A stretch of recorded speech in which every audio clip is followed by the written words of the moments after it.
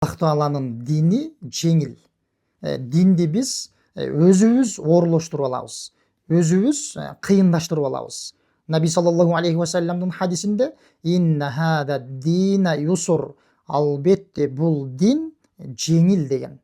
Валан юшадда дина ахадун илля галабаху. Кимде ким динди өзүнө оорлоштуруп, кыйындаштырып ала турган болсо, ал адам жеңилет деген. Дин аны жеңет деген. Демек, урматтуу мусулман бир тууган, динибиз ушунчалык жеңил. Бирок алымдар айткандай, биз эмне себептен динди өзүбүзгө өзүбүз кыйындаштырып алабыз?